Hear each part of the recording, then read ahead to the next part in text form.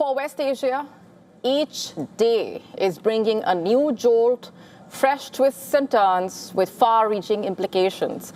After a fresh escalation between the US and Iran, Donald Trump has warned Iran that it will pay a big price. What form will that take? What happens here onwards? And what does this latest round of tensions really mean for the peace negotiations and for the region?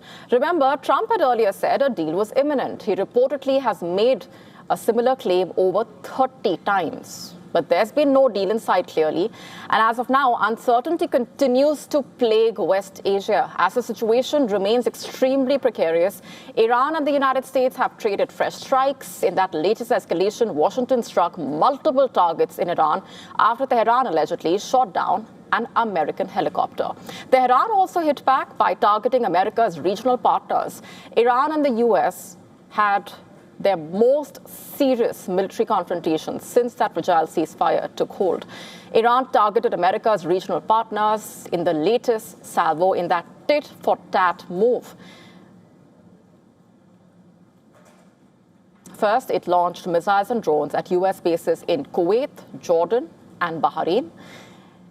The messaging on part of Iran overall, Iran saying Gulf neighbors have a legal and moral obligation to prevent the US or Israeli operations from their territory. In fact, the incidents came after the US Central Command said it had completed what it called self-defense strikes against Iran. Iranian media, citing authorities, meanwhile acknowledged attacks in several locations near Hormuz, reporting strikes in Keshm Island, port cities of Bandar Abbas and Jask.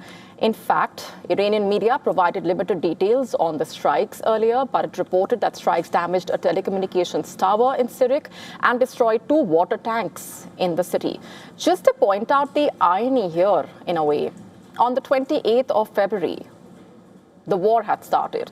Remember, earlier, Iran had maintained that it retaliated in self-defense, and today, the US seems to be saying that it retaliated in self-defense. In fact, just a few hours ago, Donald Trump lashed out at Iran, saying the country is all talk and no action. This is what he posted on Truth Social just a few hours ago. I'm quoting, "Iran's military is a complete and total mess. Much of it, like their Navy and Air Force, does not even exist anymore. They have been completely defeated. Iran is all talk and no action. The bully of the Middle East is dead. They have taken too long to negotiate a deal that would have been great for them. Now they will have to pay the price," quote unquote. That was the statement put out by him a few hours ago. Now, if those words seem familiar, that's because they in a way are. He has, of course, used such terms in the past as well. In April, for example, long ago, he said he was upset with the Iranian regime and that they are going to pay a big price for it. But a lot has unfolded since then. Things could now escalate in a dangerous direction at a very crucial juncture. And this is a major shift in what the situation looked like just a day ago, when Trump sounded optimistic, even saying a deal was imminent and the Strait of Hormuz could open in 2 to 3 days. Trump has basically been insisting that a deal could be reached. Cut to where things stand now. While he put out that post on Truth Social saying Iran has taken too long to negotiate a deal that would have been great for them, now they will have to pay the price. Questions continue to hover over what action he intended to take. It's also not clear what this really means for the ongoing diplomatic efforts to try and end the war.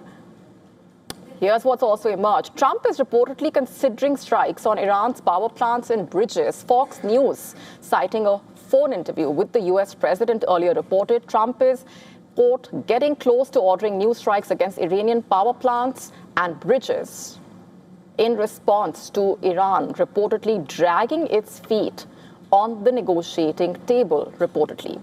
Meanwhile, uncertainty also continuing to brew around where things stand between Trump and Netanyahu. After the growing signs of tensions between the two leaders, in the latest, Netanyahu's party has announced that Netanyahu will be seeking re-election this year. Why is that significant? Because he felt the need to insist that he will be making that move after US President Donald Trump said he was not sure if the Israeli Prime Minister would stand again. In that statement, Netanyahu's party said that he would be running in the election. The election has not yet been formally announced, but must be held by October, remember. But the biggest test right now that faces Trump, Netanyahu, Iran is over what their moves really mean for the region. Will West Asia see another deadly escalation? Where are things headed? And as of now, each passing hour is adding to the dangerous uncertainty gripping the region, where the line between war and peace, escalation and calm continues to grow thinner. To stay up to speed with the latest news, download the WION app and subscribe to our YouTube channel.